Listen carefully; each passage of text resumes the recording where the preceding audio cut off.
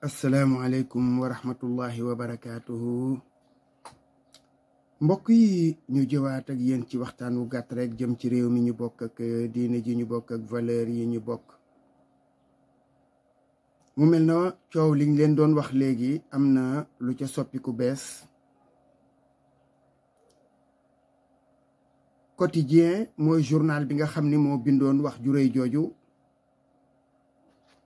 ci général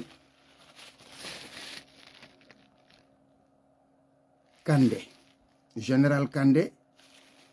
wax nañ ko expliqué nañ ko ci vidéo bi jiitu ku ko bëgg a xam danga cay dem ndax ñu bañ a guddal wax ji. journal bi ko defoon nag directeur de publication bi ki nga xam ni kii lu journal ba bind mooy premier responsable xëy na boroom kër ga moom day dugg ci biir responsabilité bi waaye directeur de publication bi woo nañ ko moom yaakaar naa ne dana wuyu ji te defe naa ne looloo tax muy wuyu ji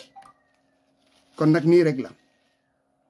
patron am nag dégg naa mi ngi bitim réew yónnee na solidarité réitérer sa confiance à son directeur de publication c'est normal loolu mooy li mu war a wax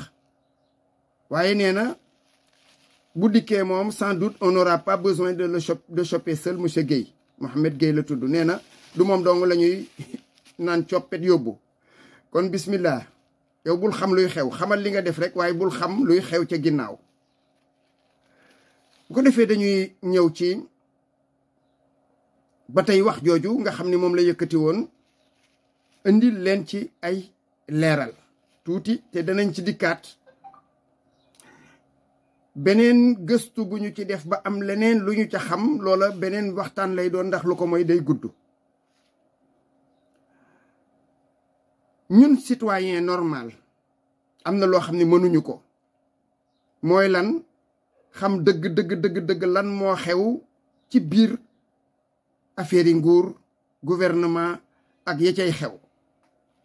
dem leen te ak fekk leen te rek la ñuy def léeg-léeg am lu jóge ci asamaan wadd doo xam nga téye xibaar ba mu wér wala mu ñàkk wér bu ko defee sam xel mën naa dem ba lëmbaajoo la gën daal mooy ne tekk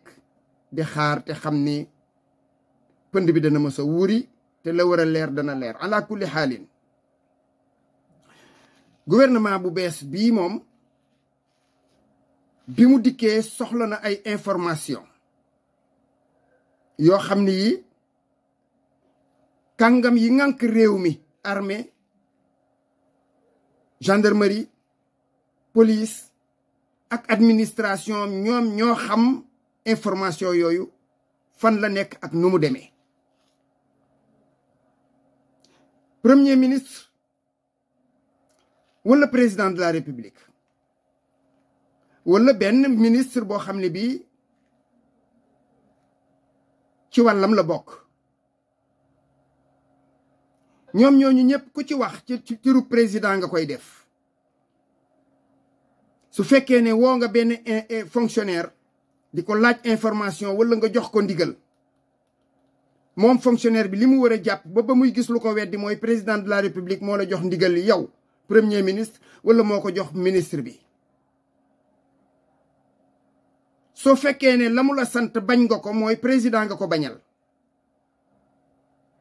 ku def loolu nag danga war a assumer conséquence su sa jëf ak sa wax.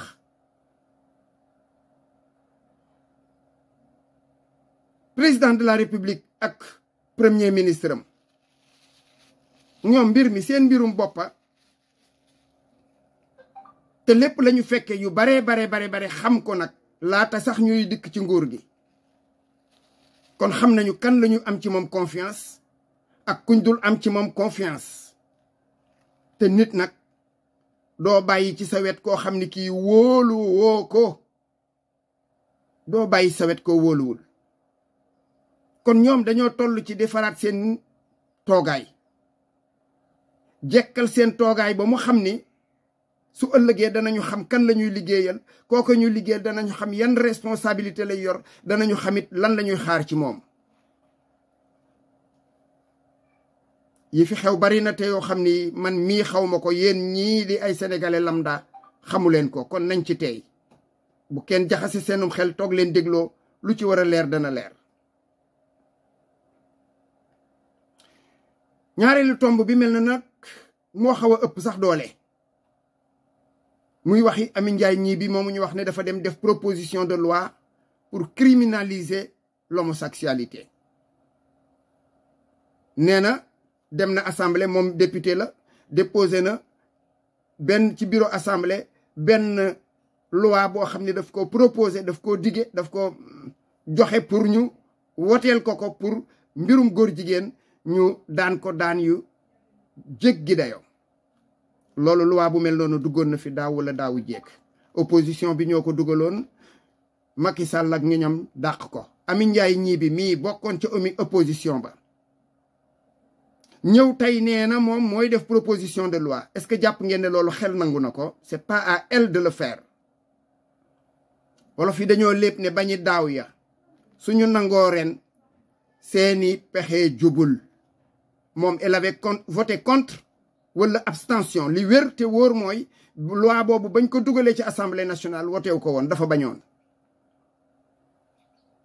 kon nag bu leen nangu Amy Ndiaye Gniby mii di leen lalal ndëgg sërëx ak ñu mel na moom liñ ci jublu mooy tiiñal gouvernement bi bu Ousmane Sonko ak bu président Diomaye loolu lañ ci jublu tiiñal leen ah yéen de yéen a ko fi proposé woon ñun ñu dàq ko léegi nag yéen a yor doole ji aca kon nag ñun ñooy jógal suñu bopp sax proposé déedéet du demee noonu defee leen ko seen sago man su ma doon yéen sax damay voté non laay voté président Diomaye ak Ousmane Sonko ak waa Pastef ak ñi farag yéen li ma leen di wax mooy bu ko Amy Ndiaye Gniby dugalee voté leen non dàq ko bu leen voté criminalisation bu ko defee na leen jaral ngeen xaar ba yeneeni jamono ngeen defal ko seen bopp ci seen teeyu bakkan ànd ak seen sago ay nit wan ba suur wàccu ko wan ko ginnaaw dem ba wàccu ma nëb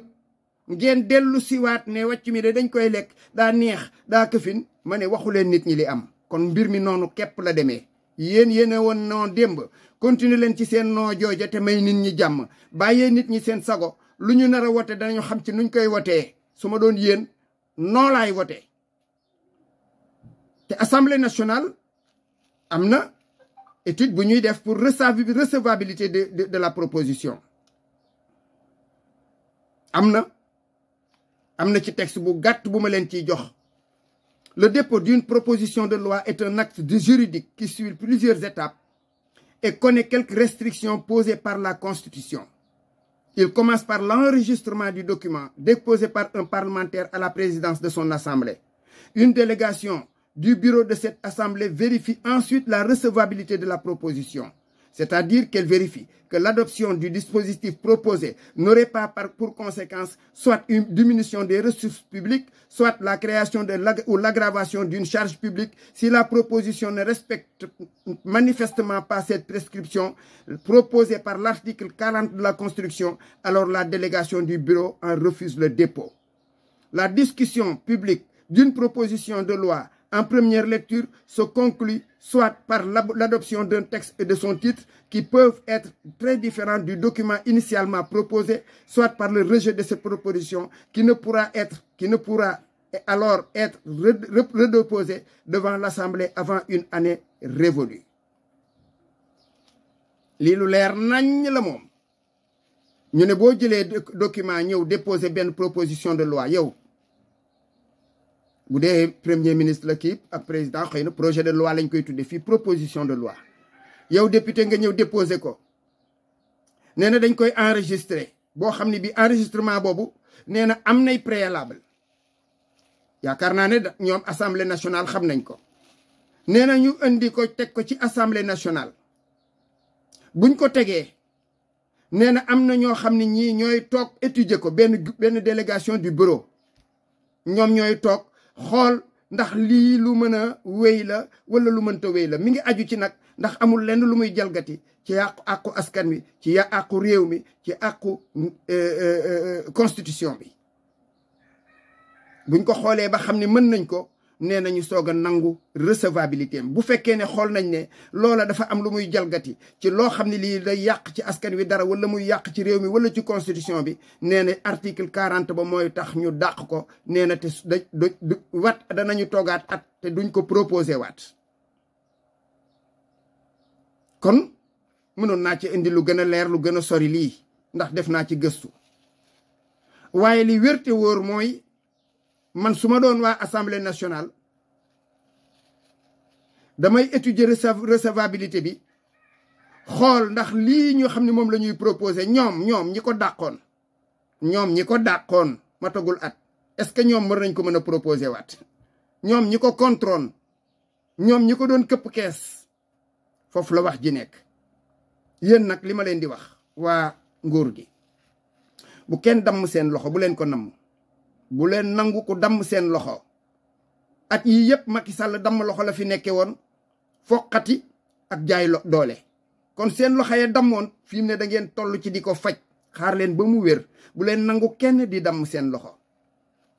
man ànd naa ci criminalisation waaye avec prudence bu ñu def confusion de genre nañu xam bu ñu koy criminaliser lan la ñuy criminaliser nuñ koy criminaliser ba fexe ba dara bañ cee jaxasoog moroom ma fii la ñu criminaliser vol de bétail lan moo ci xew dara wàññiwul ci vol de au contraire dafa mel ne daa yokk vol de bétail bi tribunalu Louga bii àllarba boo fa demoon wala altine ñuy atte su dee fukki kaa juróom-ñaari vol de bétail la ñuy àtte kon kay mel na ne wàññiwul nañ def ndànk ci suñu réew mi bu ñu kenn jaay doole bu ñu kenn patax-pataxee ko defee ñu yemale kàddu gi fii incha allahu daañu dellu siwaat ci mbir mi gën ci indi ay leeral ko defee lépp gën a leer asalaamaaleykum wa rahmatullahi wa barakaatu.